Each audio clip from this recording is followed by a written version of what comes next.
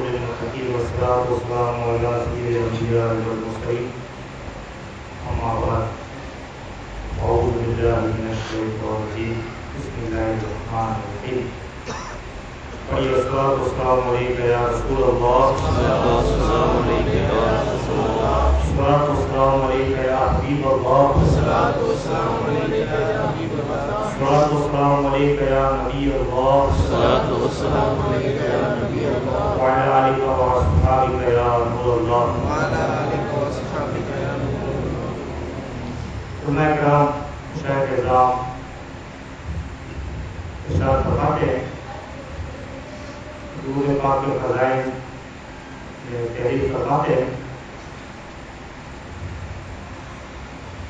کہ درود پاک پڑھنے والے کی پیشانی پر لکھ دیا جاتا ہے کہ یہ نفاق سے بری ہے. درود پاک پڑھنے والے کے لیے دوزخ سے بری لکھ دیا جاتا ہے. صلو علی الحبیب اللہم صلی علی سیدنا مولانا محمد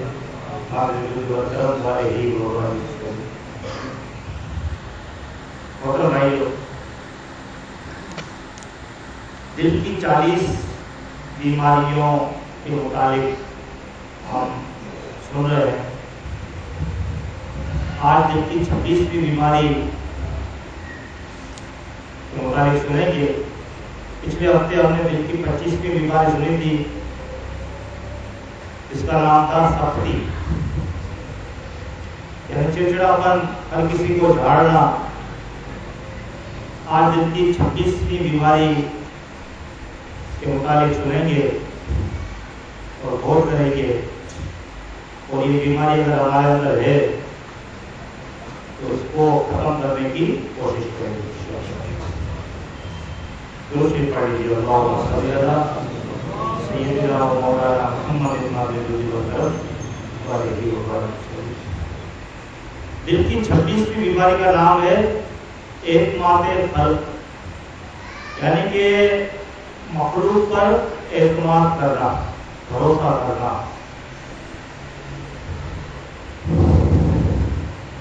محترم عزیزو، مخلوق پر اعتماد بھی دل کی خبیث بیماریوں میں سے ایک خطرناک بیماری ہے جو خود پسندی، ریاکاری، دل کی سخت وغیرہ وغیرہ گناہوں کی وجہ سے پیدا ہوتی ہے.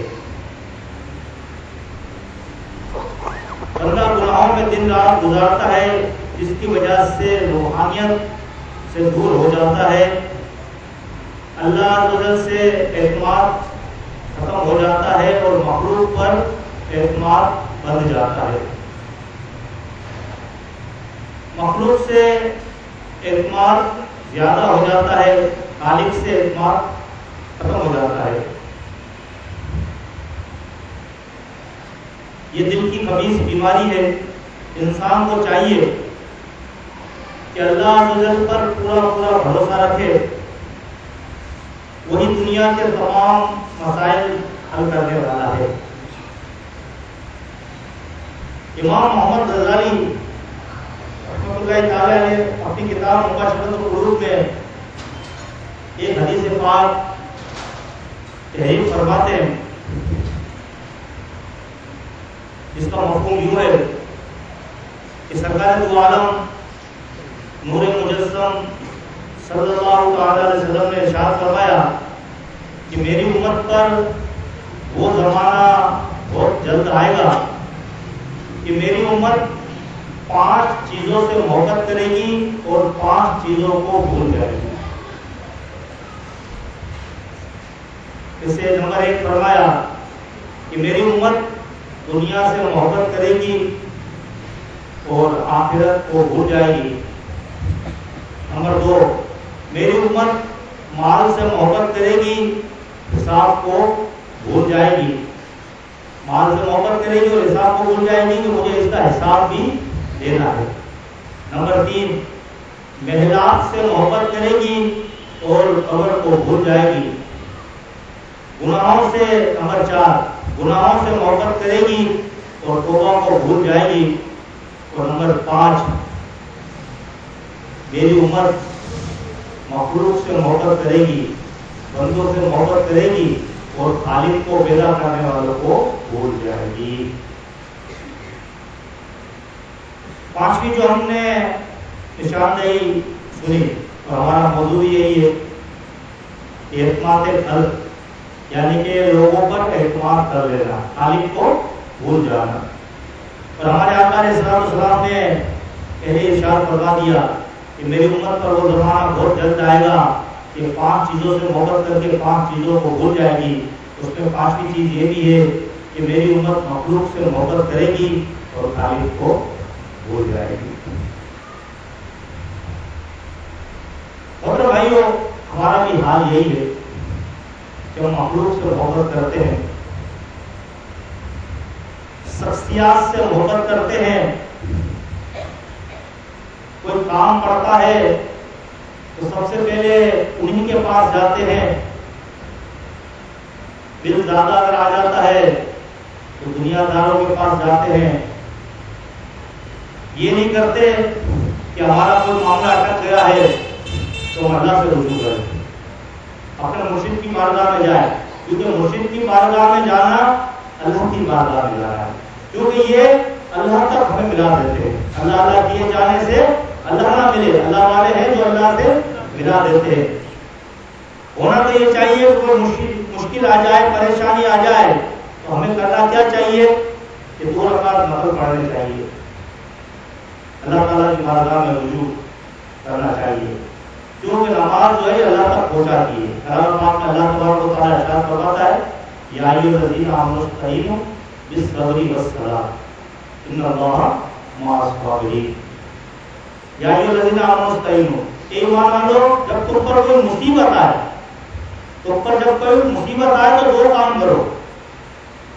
یا ایھا الذین آمنوا استعینوا بالصبر، پہلے کیا کرو؟ صبر کرو، والصلاۃ، اور نماز قائم کرو۔ جب یہ 2 کام کرو گے، صبر کرو گے اور نماز قائم کرو گے، اللہ سے رجوع کرو گے، اپنا معاملہ اللہ تعالیٰ کی بارگاہ میں پیش کر دو گے تو اللہ تعالیٰ اس کو حل فرما دے گا، اور صبر کا اللہ تعالیٰ اچھا پھل عطا فرماتا ہے۔ پھر اللہ تعالیٰ خود فرماتا ہے کہ ان اللہ مع الصابرین، اور میں صبر کرنے والوں کے ساتھ ہوں۔ آج ہمارا معاملہ مخلوق سے ہو گیا ہے، اور ہمارے اسلاف رحمہ اللہ میں حضرت عثمان غنی رضی اللہ تعالیٰ عنہ کا واقعہ بڑا مشہور ہے، اکثر میں سناتا رہتا ہوں کہ عثمان غنی رضی اللہ تعالیٰ عنہ کے گھر کوئی اولاد پیدا ہوتی، آپ اس سے بڑی محبت کرتے، پیار کرتے۔ کسی نے کہا کہ عثمان، مخلوق سے اس قدر محبت کہ اٹھائے پھرتے ہو، اسے پیار کرتے ہو، اسے چوم رہے ہو؟ تو عثمان غنی نے فرمایا کہ میں اس سے محبت اس لیے کر رہا ہوں، میں محبت اس لیے کر رہا ہوں کہ کل اگر یہ مر گیا تو اس کی موت پر میں صبر کروں گا اور اللہ مجھے اس کا اجر عطا فرمائے گا، اس لیے محبت کر رہا ہوں۔ آج اولاد سے محبت، بیوی سے محبت، بھائی بہنوں سے محبت یہ فطرت ہے، ہوتی ہے، کم زیادہ ہوتی ہے، لیکن عثمان غنی رضی اللہ تعالیٰ کو کیا عالم ہے؟ غلط بچوں سے اس لیے محبت کرتا ہوں، کل یہ مر جائیں گے تو میں ان کی موت پر صبر کروں گا اور اللہ مجھے اس کا اجر عطا فرمائے گا۔ محترم بھائیو، آج ہم دنیا اور دنیا داروں کے پیچھے لگے پڑے، دنیا اور دنیا داروں کے پیچھے ہم لوگ لگے پڑے، خالق کو ہم نے بالکل بھلا دیا۔ کوئی مسئلہ ہوتا ہے تو ہم اللہ کی بارگاہ میں رجوع نہیں کرتے، بلکہ دنیا دار لوگوں کے پاس جاتے ہیں۔ تو ہمیں چاہیے کہ ہم اللہ والوں کے پاس جائیں، اللہ والوں کے مدار پر جائیں اور ان کے وسیلے سے اللہ سے دعا مانگے۔ لیکن ہم اپنے مرشد کی بارگاہ میں بھی جاتے ہیں تو بھی دنیا ہی لے کر جاتے ہیں، دین کی ہمیں کوئی فکر نہیں، ہمیں اپنے ایمان کی کوئی فکر نہیں۔ یہ اللہ والے جو کرامتیں دکھاتے ہیں اور ہم دیکھنے جاتے ہیں کرامتیں، اللہ والوں کے پاس جاتے ہیں تو کرامتیں دیکھنے جاتے ہیں، اور مشاہد فرماتے ہیں کہ کرامتیں دکھانا یہ بزرگوں کے الٹے ہاتھ کا ہاتھ کھیل ہے، کرامتیں دکھانا یہ بزرگوں کے الٹے ہاتھ کا کھیل ہے۔ تو ان کی بارگاہ میں جائیں تو کرامتیں دیکھنے نہ جائیں، اور بزرگ کی کرامت یہی ہے کہ وہ دین پر قائم ہے، دین پر قائم ہونا یہ سب سے بڑی کرامت ہے۔ تو کرامتیں دیکھنے نہیں جائیں، بلکہ ان کے اوپر جو اللہ کا کرم ہے وہ دیکھنے جائیں۔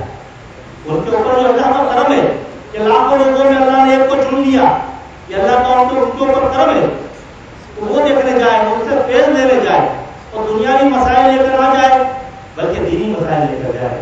تو یا سیدی یا مرشدی، نماز میں سستی ہے، آپ دعا فرمائیں. میرا دل عبادت کی طرف نہیں لگتا، آپ دعا فرمائیں. وہ ان کے نمبر لینے ان کے پاس نہ جائے، اپنے لیے دنیاوی مسائل کے لیے دعا کرانا نہ جائے. تو سیدی اعلیٰ حضرت رحمۃ اللہ تعالیٰ علیہ کو معلوم پتہ چلا کہ فلاں علاقے کے اندر ایک مظلوم ہے، تو سیدی اعلیٰ حضرت ان کی زیارت کے لیے گئے. وہ بزرگ اپنی چرپائی پر بیٹھے ہوئے تھے. سیدی اعلیٰ حضرت جو وہاں پہنچے، سلام کیا، جواب دیا. بزرگ نے فرمایا کہ آپ کا کوئی مقدمہ ہے، اس وجہ سے آپ آئے ہیں؟ تو سیدی اعلیٰ حضرت نے فرمایا کہ جی ہاں مقدمہ تو ہے، لیکن میں مقدمے کے لیے نہیں آیا بلکہ میں آپ سے خیر و عافیت کی دعا کرانے کے لیے آیا ہوں. مقدمہ تو ہے، اس کے لیے نہیں آیا بلکہ اس لیے آیا ہوں کہ آپ دعا فرمائیں کہ اللہ مجھ سے راضی ہو جائے. اب جب اللہ راضی ہو جائے گا تو مقدمہ خود بخود آسان ہو جائے گا. اب دعا بھی کیسی کرائی جا رہی ہے، اس دعا کے اندر دونوں کام ہو رہے ہیں.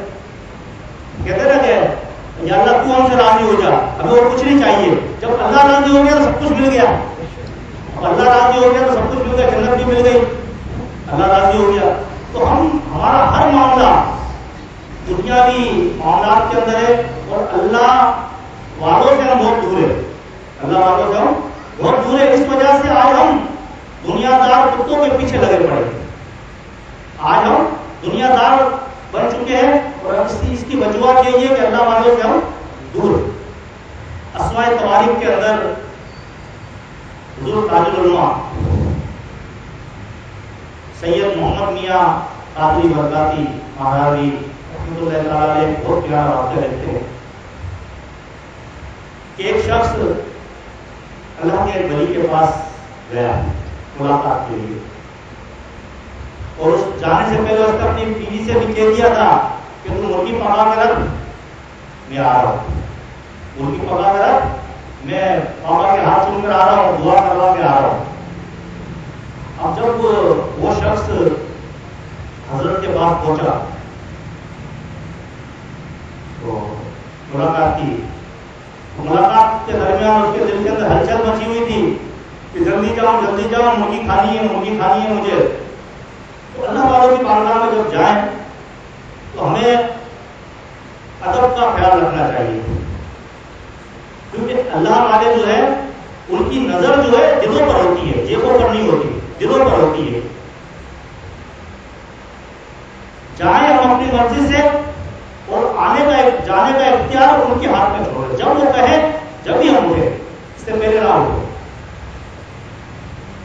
تو وہ شخص گیا تو جا کر بیوی سے بھی کہہ رکھا تھا کہ تھوڑی دیر میں آ رہا ہوں، ہاتھ چوم کر ملاقات کر کے مرغی پکا کر. اب وہ تھوڑی دیر ہوئی، مرغی کی طرف اس کے دل میں مچلی. تو اس نے کہا کہ حضرت مجھے اجازت ہے. اللہ والا بیٹھ جا. تھوڑی دیر ہوئی اور حضرت مجھے اجازت دیجیے. بیٹھ گیا. اور حضرت اب وہ مرغی اس کے تصور میں گھوم رہی تھی، مرغی تیار ہو گئی ہوگی، ٹھنڈی ہو جائے گی تو مزہ نہیں آئے گا، گرم گرم کھانے میں مزہ آئے گا.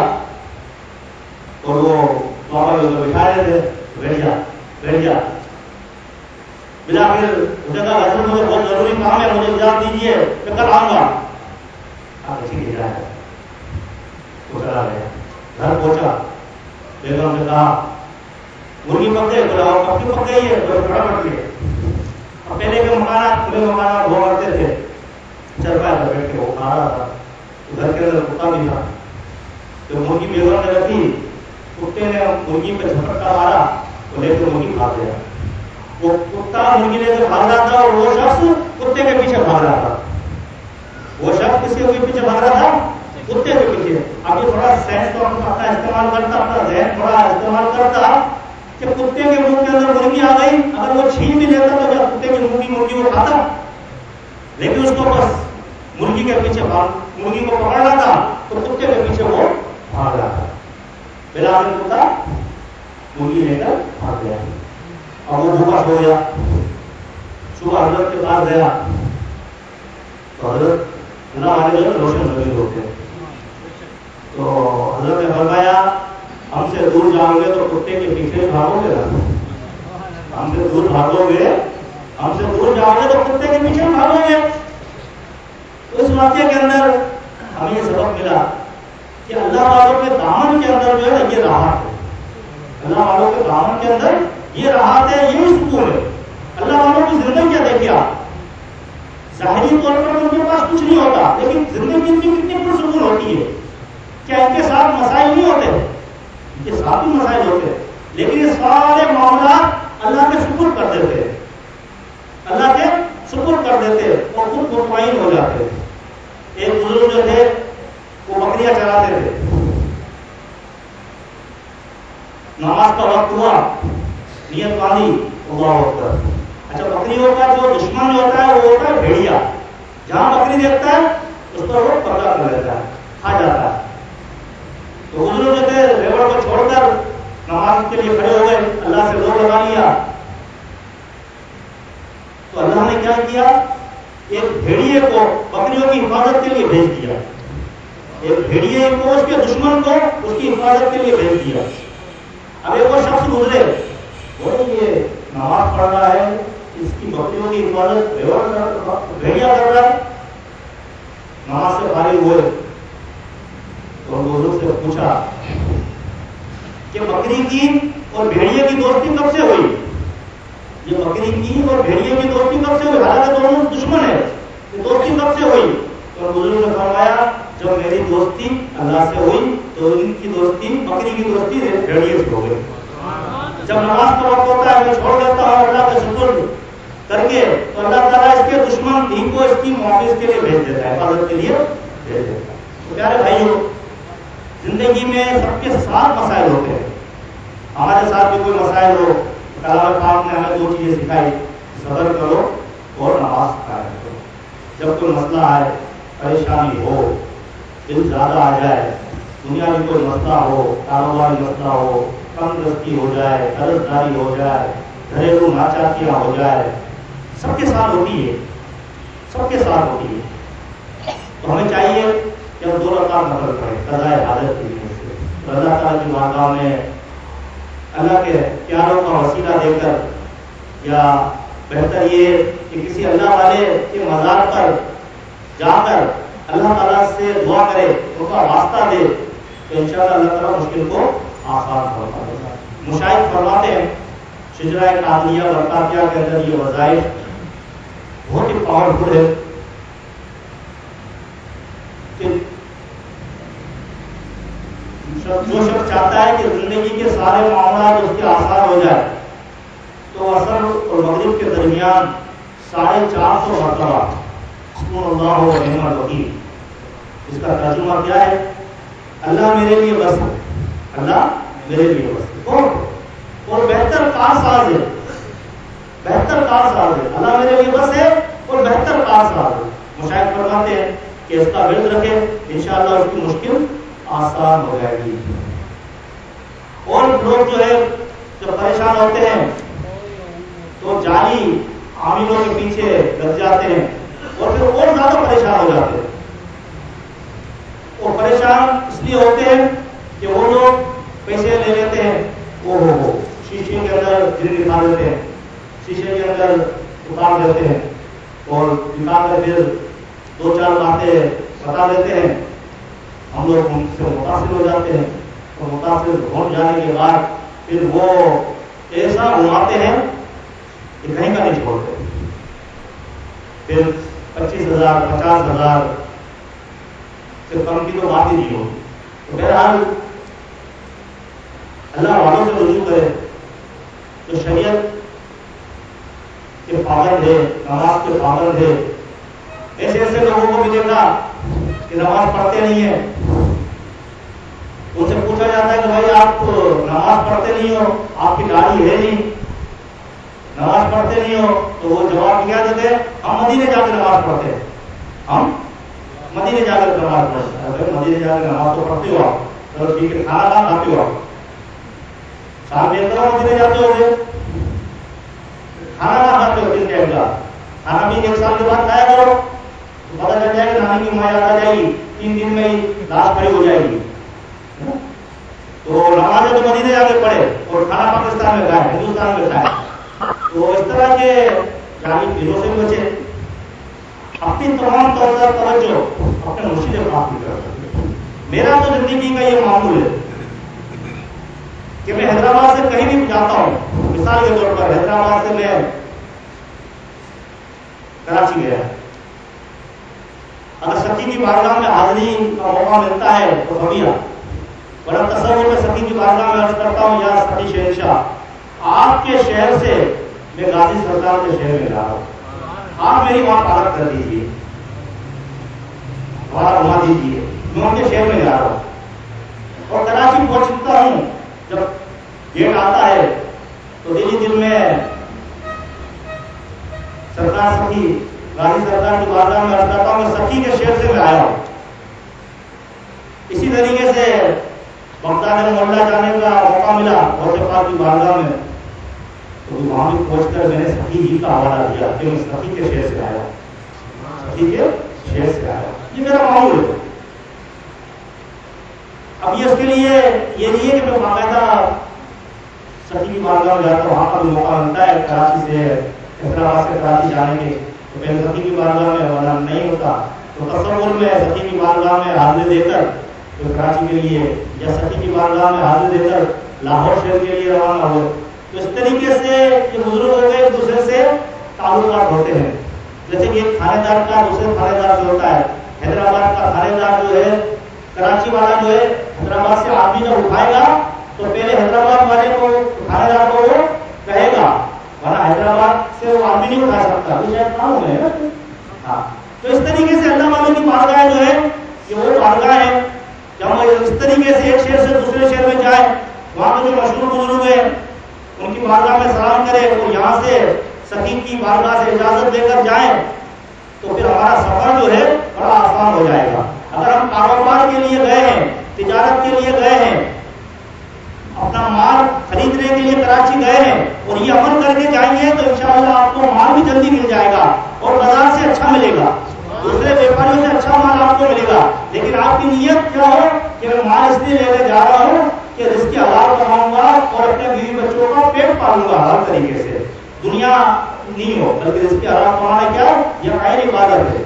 अगर आप कारोबार के लिए कराची जा रहे हैं माल खरीदने के लिए और आपका ये मामूल है कि सखी की बारगाह में हाजिरी दे हुआ, नफ़स से नफीस तसव्वुर तो एक दूसरी चीज है, नफ़स से नफीस जाए, फिर वहां से गाजी सरकार पर हाजिरी दे, फिर उसके बाद अपने कारोबार पे जाएं, तो इंशाअल्लाह आपके कारोबार के अंदर माल भी अच्छा मिलेगा और मुख्तसर वक्त के अंदर आपको अच्छा माल मिल जाएगा। वरना लोग जो है माल ढूंढने के लिए मारे फिरते हैं। अल्हम्दुलिल्लाह मेरा एक मामूल रहा है और उसका मुशाहिदा भी होता रहता है, इज्तिमाई कुर्बानी के लिए जब हम जानवर खरीदने जाते हैं, लोग जो है 4-4, 5-5 दिन, बल्कि पहली तारीख से लेकर 10 तारीख तक मंडियों के पीछे, मंडियों के अंदर भारे घूमते हैं। लेकिन इज्तिमाई कुर्बानी के लिए कई गायें खरीदनी होती है, लेकिन एक ही चक्कर के अंदर, 2 चक्कर के अंदर सारी गायें खरीद के लिए आते हैं। ये क्या है, ये नजर नहीं आता क्या है, लेकिन आज मैंने रात की बात बता दी कि ये है। तो प्यारे भाइयों, हम अल्लाह पर सारे मामला छोड़ दे, फिर अल्लाह ताला किसी ना किसी को मदद के लिए भेज देगा। हम जाएंगे, परसों जो है बरकाती मस्जिद के बाहर के पर्दे लेने के लिए गए, तो चंद आधे घंटे पौने घंटे के अंदर में चीजें लेकर फारिग हो गया। क्या था ये सब यही। आज हमने लोगों पर भरोसा कर दिया, अल्लाह पर भरोसा अपना हटा दिया है। अल्लाह ताला से दुआ है कि अल्लाह ताला हमें एतमाद खलक से बचाए और खालिक की मोहब्बत हमारे दिल के अंदर बसा दे। मेरे पीर मुर्शिद क्या फरमाते हैं, मोहब्बत में अपनी गुमा या इलाही, मोहब्बत में अपनी गुमा या इलाही, ना पाऊं में अपना पता या इलाही, रहूं मस्त बेखुद मैं तेरी मिला में, پلا جام ایسا پلا یا الہی، میرے دل سے دنیا کی چاہت مٹا کر الفت میں اپنی الفت یا الہی، تو اپنی ولایت کی خیرات دے دے میرے غوث کا واسطہ یا الہی، میرا ہر عمل بس تیرے واسطے ہو، کر اخلاص ایسا عطا یا الہی۔ اور نقطے کے اندر کیا فرماتے ہیں؟ مسلمان ہے اتار تیری عطا سے، ہو ایمان پر خاتمہ یا الہی۔ آمین بجائے نبی صلی اللہ علیہ وسلم۔